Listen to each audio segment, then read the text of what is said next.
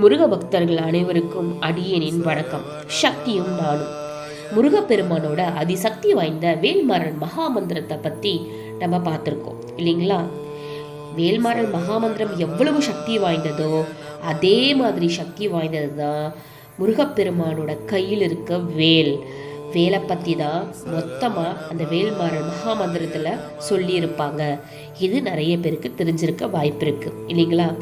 சரி, வேல்மாறல் மகாமந்திரம் நம்ம தேவைகள்லாம் தீர்க்கும் அப்படிங்கிற பட்சத்தில், நம்மளை நல்லபடியாக முன்னேற்றும் அப்படிங்கிற பட்சத்தில் இந்த வேலானது நமக்கு ஒரு பாதுகாப்பாக இருக்கும். அது என்ன வேல்? அது எப்படிப்பட்ட வேல்?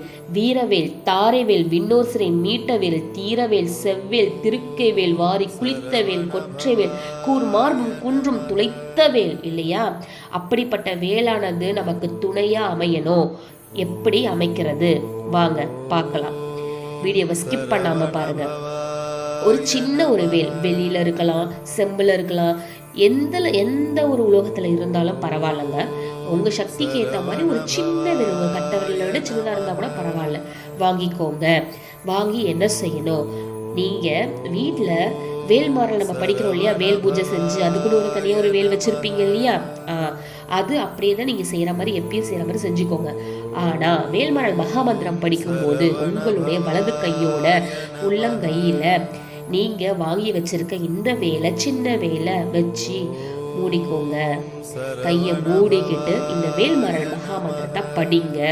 அப்போது நீங்கள் படிக்க அந்த வேல்மாறல் மகாமந்திரத்தை படிக்க அதனோட சக்தியை எல்லாமே இந்த முருகப்பெருமானோட வேலுக்கு அதிகமாக சக்தியை உருவாக்கி நம்ம அந்த வேலை மெருகேற்றி அதை சக்தி உள்ளதாக மாற்றுவோங்க, அதிசக்தி உள்ளதாக மாற்றுவோங்க. அப்போ அது என்ன ஆகும்னா சக்தி வாய்ந்ததாக ஆயிடுங்க. தினமும் நம்ம வேல்மாறல் மகாமந்திரம் கையில் வேலை வச்சுட்டு சொல்ல அந்த வேலானது அதை உள்கிரகிச்சு நமக்கு ஒரு பாசிட்டிவான ஒரு திங்கியும், பாசிட்டிவான ஒரு விஷயங்களையும், பாசிட்டிவ் வைப்பையும், எல்லாத்துலேயும் வெற்றிகளையும் கொடுப்போங்க. சரி, இப்போ நம்ம பண்ணிட்டோம். இதை என்ன செய்யணும்? நம்ம கூடயே இருக்கிற மாதிரி செய்யணும். எப்படி செய்யறது? பர்ஸில் வச்சுக்கலாம், பேக்கெட்டில் வச்சுக்கலாம், பேக்கில் வச்சுக்கலாம், எங்கே வேணால் வச்சுக்கலாம். ஆனால் நம்ம கூட இருக்க மாதிரி நம்ம வச்சுக்கணுங்க. சில பேர் டாலராக கூட போட்டிருப்பாங்க, அந்த மாதிரி கூட செஞ்சுக்கலாம், எப்படி கூட செஞ்சுக்கலாம். ஆனால் நம்ம கூட இருக்க மாதிரி நம்ம வச்சுக்கிட்டோம் அப்படின்னா இந்த வேலானது கவசம் போல் செல்லும் இடமெல்லாம் நம்மை காத்து ரட்சிக்குங்க.